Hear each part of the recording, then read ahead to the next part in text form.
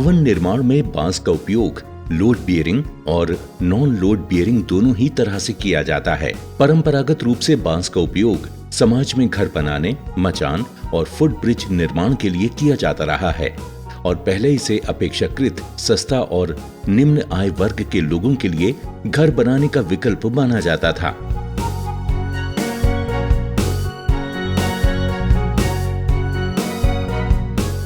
अब बांस के उपचार की रासायनिक तकनीक, उन्नत डिजाइन और नवीनतम तकनीक उपलब्ध है, इसलिए बांस का उपयोग कई तरह के निर्माण कार्यों में व्यावसायिक तौर पर किया जा रहा है। इस नई तकनीक के माध्यम से अब संपूर्ण घर भी बांस से बनाने की शुरुआत हो चुकी है। बांस का उचित उपचार करके बनने वाले घर कंक्रीट और ईंट के जैसे ही मजबूत होते हैं। साथ ही ये भूकंप प्रतिरोधी क्षमता के कारण भूकंप में स्थिर खड़े रह सकते हैं। बांस से कई तरह के निर्माण किए जा रहे हैं, जैसे कि बांस के उपयोग से बने होटल, स्कूल, बहुमंजिला भवन, साथ ही दफ्तरों में भी बांस का इस्तेमाल किया जाने लगा है। बांस से भवन बनाने के नए चलन से न सिर्फ व्यवसायियों बल्कि आर्किटेक्ट्स के लिए भी संभावनाओं का नया द्वार खुला है। बेंगलुरु अंतर्राष्ट्रीय हवाई अड्डे की टर्मिनल 2 बिल्डिंग में बांस का इस्तेमाल किया जाना बांस का भवन निर्माण में व्यापक उपयोग के मामले में मील का पत्थर साबित हो रहा है। अब उपयोगकर्ता चाहे तो पूरे घर बांस से डिजाइन कर बना सकते हैं या फिर अपने हर डिजाइन में आर्किटेक्ट बांस का अधिकतम उपयोग कर सकते हैं। आने वाले समय में बढ़ती आबादी की आवास की जरूरतों को पूरा करने के लिए भारत को लकड़ी की कमी का सामना करना पड़ सकता है। इसके अलावा पारंपरिक सामग्रियों पर बढ़ती निर्भरता को पर्यावरण के क्षरण के लिए जिम्मेदार माना जाता है। इन्हीं कारणों से बांस को लकड़ी और स्टील के विकल्प के रूप में देखा जा रहा है। बांस बाकी सभी से अधिक जल्दी उगने वाली, किफायती और पर्यावरण के अनुकूल घास है। के भवन निर्माण में जो मटेरियल इस्तेमाल किया जाता है, सीमेंट हो, स्टील हो, एल्यूमिनियम हो, ग्लास हो, ये सभी चीज़ें बहुत सारा कार्बन डाइऑक्साइड एमिट करती है जब वो बनती है। अभी हमको ऐसा मटेरियल चाहिए जो कम से कम कार्बन एमिट करे या कार्बन न एमिट करे। बांस ये ऐसा मटेरियल है, वो तो कार्बन एमिट नहीं करता, उल्टा ऑक्सीजन एमिट करता है और हवा में से कार्बन डाइऑक्साइड को सिक्वेस्टर कर लेता है। ये जो बात है वो आज की डेट में ग्लोबल वार्मिंग के सिनारियो में बहुत ही इम्पोर्टेंट बात है। और बांस ये ऐसा मटेरियल है जो दुनिया का सबसे नंबर 1 सस्टेनेबल मटेरियल माना जाता है। ये सस्टेनेबिलिटी का चैम्पियन है और इसको अगर हम जितना ज़्यादा यूज़ करें डे टू डे लाइफ में, उतना पर्यावरण के लिए बहुत ही फ़ायदेमंद है।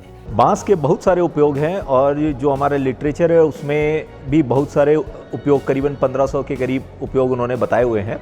मगर अगर हम बांस को देखते हैं तो ब्रॉड लेवल पे उसके जो उपयोग होते हैं, एक तो घर बनाने या स्ट्रक्चर बनाने के लिए, उसके लिए जो बांस लगता है उसका स्ट्रेंथ अच्छा होना चाहिए, वॉल थिकनेस अच्छा होना चाहिए, तो उस तरह के बांस भी हमारे देश में मिलते हैं।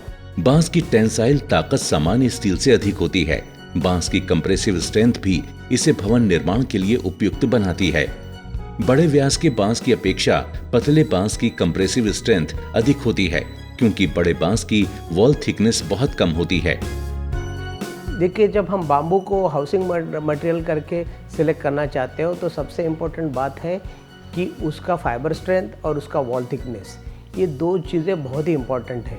कम से कम 10 mm वॉल थिकनेस होना ये इम्पोर्टेंट है किसी भी टाइप का बाम्बू कंस्ट्रक्शन मटेरियल जब राउंड बाम्बू करके आप इस्तेमाल करना चाहते हो। बांस अपने लचीलेपन के कारण भवन निर्माण के लिए उपयोगी सामग्री है। बांस का फाइबर लकड़ी के फाइबर से अधिक लंबा होता है, जो बांस को कुछ मायनों में लकड़ी से बेहतर और निर्माण कार्यों के लिए उपयुक्त बनाता है।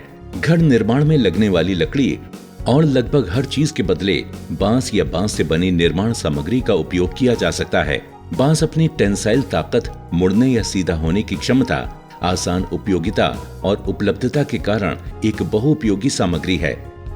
बांस की टाइल्स, दीवार के पैनल, छत के लिए कोरुगेटेड शीट्स यानी नालीदार चादरों के अलावा भी अन्य निर्माण सामग्री बाजार में बनी हुई मिलने लगी है।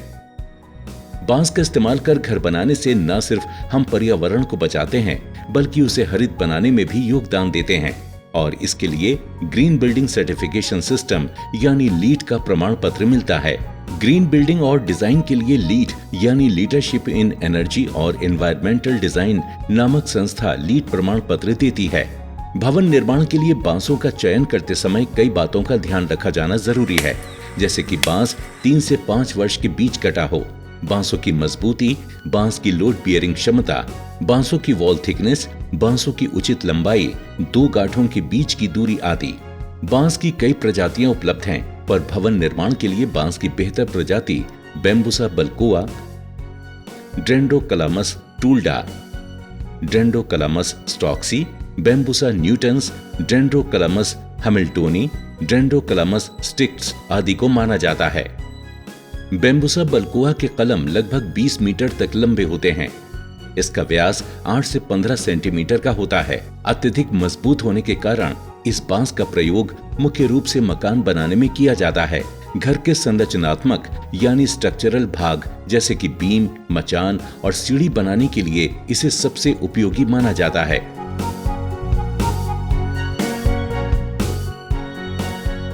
डेंड्रोकलामस टूल्डा बांस लगभग 15 से 20 मीटर तक लंबे होते हैं और इसकी वॉल थिकनेस लगभग 5 mm से 10 mm तक होती है। टिम्बर उद्योग के साथ साथ भवन निर्माण में भी इस बांस का उपयोग किया जाता है। छत को बनाने के लिए टूल्डा या बम्बुसा बल्कोआ बांस का इस्तेमाल किया जाना उचित है। डेंड्रोकलामस स्टॉक्सी का कलम 6 मीटर लंबा होता है। इसका उपयोग भवन निर्माण में फर्नीचर और सीढ़ी बनाने के लिए किया जाता है। बैम्बुसा न्यूटन्स बांस 6 से 20 मीटर तक लंबा होता है और घर निर्माण में दीवारों के लिए अत्यंत उपयोगी होता है। डेंड्रोकलामस हैमिल्टोनी की कलम 20 मीटर तक होती है। इसका उपयोग छत निर्माण में किया जाता है। डेंड्रोकलामस स्टिक्स का कलम 16 मीटर तक लंबा होता है। भवन निर्माण सामग्री के रूप में मैट बनाने के लिए और सीढ़ी के लिए इस बांस का उपयोग किया जाता है। भवन निर्माण के लिए कलर कोडिंग करके उचित तरीके से कटे और उच्च गुणवत्ता युक्त ग्रेडेड बांस उपयुक्त होते हैं। इसे प्राप्त करने के लिए यह सुनिश्चित करें कि भवन निर्माण के लिए बांस 3 से 5 वर्ष का होना चाहिए और रासायनिक तरीके से उपचारित होना चाहिए। सही तरीके से उपचारित बांस से बने घर की गुणवत्ता अधिक होती है और ये 40 से 50 वर्षों तक टिक सकता है। निर्माण के लिए बांस के केवल सीधे भागों का उपयोग करना चाहिए। भवन बनाते वक्त एक्सपर्ट्स एडवाइस और भवन की जरूरत के अनुसार मुख्य भार वहन करने वाले कॉलम्स के बीच की दूरी निर्धारित करनी चाहिए। बांस को जमीन की नमी और कीड़े मकोड़े से बचाव के लिए जरूरी है कि प्लिंथ को जमीन से थोड़ा सा ऊपर रखा जाए और प्लिंथ पत्थर या सीमेंट की होनी चाहिए, मिट्टी की नहीं। ऐसा नहीं करने पर बांस की नमी सूखने की संभावना बनी रहती है, जिससे बांस की मजबूती प्रभावित होती है। भवन की दीवारों के लिए विभाजित बांस और स्टील जाल के साथ सीमेंट प्लास्टर का उपयोग किया जा सकता है। बांस में वर्टिकल फाइबर होते हैं, उसमें लोहे की कील या स्क्रू लगाकर जॉइंट नहीं किया जाना चाहिए। वर्टिकल फाइबर होने के कारण इसके स्प्लिट होने का खतरा रहता है। चूंकि बांस में पेंच लगाना सही नहीं होता है, अतः बांस में होल करके उसमें नट बोल्ट या बांस का ही पेंच लगा के या फिर कॉयर या रोप लगा के ज्वाइंट करना चाहिए या फिर अन्य तरीके जैसे कि धातु आदि की ज्वाइंटरी का इस्तेमाल करना चाहिए। छत की संरचना में लोड लेने वाले जोड़ों के लिए मैट बोर्ड के साथ सामान्य स्टील बोल्ट का उपयोग कर सकते हैं। छत पर कवरिंग के लिए बैम्बू मैट कोरुगेटेड शीट्स का उपयोग किया जा सकता है, जिससे पानी तुरंत ही निकल जाता है और छत पूरी तरह से सूख जाती है। दीवारों, दरवाजों और खिड़की के शटर के लिए बैम्बू मैट बोर्ड का उपयोग किया जा सकता है। ये bamboo mat board, bamboo mat corrugated sheets, bamboo tiles इत्यादि का उत्पादन व्यावसायिक तौर पर होने लगा है और अपनी जरूरत के हिसाब से इसे बाजार से खरीदा जा सकता है। अब हम बैम्बू एक्सपर्ट संजीव करबे के साथ चलते हैं एक बैम्बू कॉटेज में, जहां वो हमें बैम्बू हाउस के बारे में जानकारी दे रहे हैं।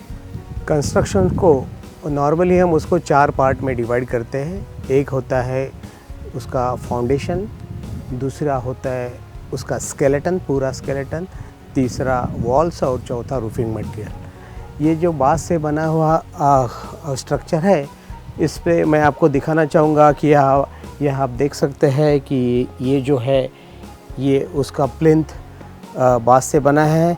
उसके ऊपर जो फ्लोरिंग मटेरियल है ये तो पत्थर का है, लेकिन बांस का जो बाम्बू फ्लोरिंग टाइल्स आती है उसको इस्तेमाल किया जा सकता है। उसके ऊपर ये स्केलेटन है। ये स्केलेटन जो है ये ये इसको कॉलम बोलते हैं। ये कॉलम पूरे बांस के साथ बने हैं। इस कॉलम में आप देखोगे कि जहाँ जो नट बोल्ट यूज़ किया है उसका जो कवर है वो भी बांस से बनाया हुआ है और ये बांस को टर्निंग करके बनाया जाता है। उसके बाद में मैं आपको दिखाना चाहूँगा कि ये जो ट्रस है ये पूरा ट्रस बांस से बनाया हुआ है और ये इस कॉलम को उसने कनेक्ट किया है। और एक पार्ट जो है वो ये है कि ये रेलिंग है और ये रेलिंग भी पूरा बांस से बनाया हुआ है। तो इस तरह से पूरा इसका जो स्केलेटन है वो बांस से बना है। सो आप ये देखेंगे ये जो दीवार है ये दीवार पूरी बांस से बनी हुई है। फ्लैटेंड बाम्बू वॉल इसको बोलते हैं। बाम्बू को फ्लैट करके इसे दीवार बनाई जाती है। सो ये रूफिंग मटेरियल है। उसमें आप देखोगे कि बाम्बू का मैट बोर्ड ये रूफिंग मटेरियल करके इस्तेमाल हुआ है और ये बाम्बू के पर्लिन के ऊपर उसको फिक्स किया गया है। अभी ये अंदर का पार्ट है ये स्ट्रक्चर का और आप देखोगे कि अंदर के दीवार भी उसके पूरे बांस के बने हैं। इसको बाम्बू का चिक्स बोला जाता है और इसका इंटीरियर वॉल के तरह बहुत अच्छी तरह से इस्तेमाल होता है। आप देखोगे कि लाइटिंग के फिक्चर्स, कबर्ड हो, यहाँ का बेड और सब ये भी बांस से बना है। ये अंदर का ट्रस है और इस ट्रस को लाइटिंग फिटिंग से जोड़ा गया है। तो घर की जो पूरी चीज़ें हैं वो बांस से बने हैं। ये भी डोर बांस से बना है। उसमें आप देखोगे कि डोर हैंडल भी बांस से बनाया हुआ है। और एक अलग चीज़ मैं आपको बताना चाहता हूँ कि जब बाथरूम बनता है तो बाथरूम में जो फॉसेट्स होते हैं वो भी पूरे बांस से अभी बनने शुरू हुए हैं और आप अभी उसका इस्तेमाल बहुत सारी जगह पे देखोगे। यहाँ मिरर फ्रेम बांस से बनाया है, ये बेसिन स्टैंड बांस से बनाया हुआ है। तो बहुत सारी चीज़ें इस घर में बांस से बने हुए आप देख सकते हैं। ये देखिए ये कबर्ड है और ये पूरा कबर्ड बाम्बू से बनाया है। ये बाम्बू मैट के उसका एक्सटीरियर बना है। ये डोर हैंडल भी बांस से बने हुए हैं। तो बहुत सुंदर दिख रहा है। उसका फ्रेमिंग जो है वो बांस के पट्टी से हुआ है। तो ये पूरा कबर्ड बांस से बनाया हुआ है। सो ये मैं आपको बताना चाहूँगा कि ये बांस से बनाया हुआ बेड है। आप देख सकते हो कि ये पूरा बेड बांस से बनाया हुआ है। उसका हेडबोर्ड भी है वो भी बांस से बनाया हुआ है। उसके साइड टेबल्स है वो भी बांस से बने हैं। तो पूरा फर्नीचर बांस से बहुत अच्छी तरह से बनता है। ये बांस से बनाया हुआ जो घर है इसकी बहुत सारी विशेषताएँ हैं। जैसा कि यहाँ जो भी कील इस्तेमाल की गई है आप देखोगे कि ये बांस की ही है। ये ट्रीटेड बांस से बनाया हुआ उसके दीवार उसके जो क्लैडिंग मटेरियल भी जो इस्तेमाल हुआ है ये बांस का है। तो हमको ये सावधानी बरतनी पड़ेगी कि जब हम बांस का इस्तेमाल करते हैं वो प्रॉपरली ट्रीटेड हो, उसका जॉइनरी ठीक तरह से हो। स्ट्रक्चरल डिज़ाइन करते समय उसकी पूरी सावधानी बरतनी पड़ेगी क्योंकि ये घर बहुत सारे विंड प्रेशर फेस करता है। बाम्बू का घर बहुत लाइट होता है तो ब्लो ऑफ होने की चांसेस होते हैं। तो हमको उसको अच्छी तरह से एंकर डाउन करना ये इम्पोर्टेंट होता है और वो स्ट्रक्चरल इंजीनियर जब वो स्ट्रक्चरल डिज़ाइन करता है उसको सावधानी बरतनी पड़ती है।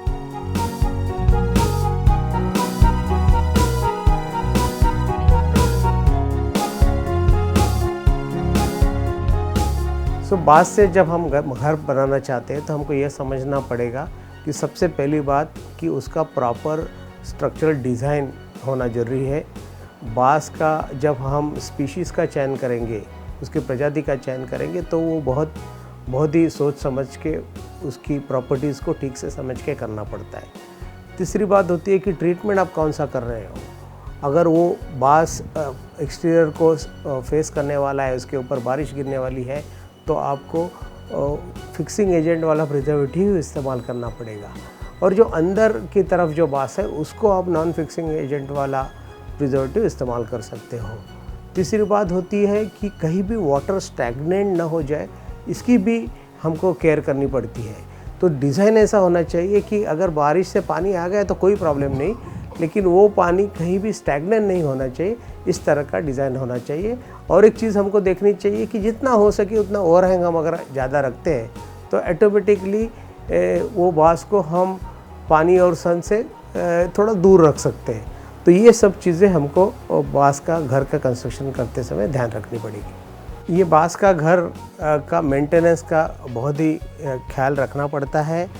ऐसे तो अगर बांस का घर प्रेशर ट्रीटेड बाम्बू से बनाया है तो उसके ड्यूरेबिलिटी के लिए आपको कोई मेंटेनेंस की ज़रूरत नहीं है। लेकिन जब एस्थेटिक्स की बात आती है, वो घर आपको फ्रेश दिखे, हर रोज़ नया जैसा दिखे, इसलिए आपको उसको जो कोटिंग्स है जैसे कि मेलामाइन हो, पीयू हो, वो हर 2-3 साल में एक बार करने की ज़रूरत। जितना जल्दी आप करोगे उतना अच्छा दिखेगा।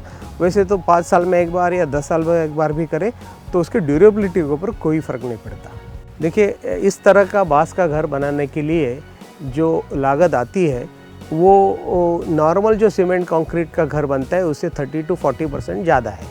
लेकिन अभी ज़्यादा से ज़्यादा लोग इसको इस्तेमाल करना शुरू करेंगे तो ये कॉस्ट बहुत कम आने वाली है, क्योंकि बांस ये बहुत चीपर मटेरियल है कंपेयर टू स्टील और सीमेंट। और ज़्यादा से ज़्यादा लोग जैसा इस्तेमाल करेंगे वो मेनस्ट्रीम कंस्ट्रक्शन मटेरियल बनेगा और उसकी बात आरसीसी के कॉस्ट से भी कम हो जाएगी। ये बांस का घर का जो एडवांटेज है वो ये है कि देखिए, इस टाइप का नेचर वाला सेटिंग में ये स्ट्रक्चर बहुत ही अच्छा दिखता है। अगर हम ये सीमेंट कंक्रीट से करते तो इतना अच्छा नहीं दिखता इस नेचुरल ब्यूटी में। एक एस्थेटिक्स ये तो सबसे इम्पोर्टेंट बात है। दूसरी इम्पोर्टेंट बात ये है कि ये इको फ्रेंडली मटेरियल है। इससे कोई एनवायरनमेंट पे नेगेटिव इम्पैक्ट नहीं क्रिएट किया गया है। ये एमिशन कार्बन का नहीं करता, उल्टा ये ऑक्सीजन का एमिशन करता है। तो इसकी वजह से एक eco friendly material, sustainable material इस्तेमाल करके आप घर बना रहे हैं, ये एनवायरनमेंट के लिए बहुत ही फ़ायदेमंद है।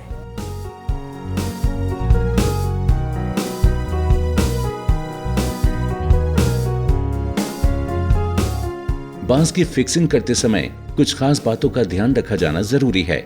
हर बांस प्राकृतिक रूप से सीधा नहीं होता है, उसे जरूरत के हिसाब से सीधा या फिर बेंड किया जा सकता है। बांस की दीवार की मोटाई यानी वॉल थिकनेस बहुत महत्वपूर्ण होती है और बांस अंदर से खोखला होता है। डिजाइन करते समय उपयोग के हिसाब से वॉल थिकनेस का ख्याल रखा जाना चाहिए। अगर पर्याप्त वॉल थिकनेस नहीं होगा तो बांस क्रश हो सकता है। बांस के जॉइंट को ध्यान में रखकर डिजाइनिंग करनी चाहिए। बांस से घर डिजाइन करते समय इन सभी बातों का ध्यान रखना बेहद ही जरूरी है। आजकल नई तकनीक के माध्यम से इंजीनियर्ड बैम्बू तैयार किए जा रहे हैं और इनसे कई तरह की भवन निर्माण सामग्री भी बनाई जा रही है।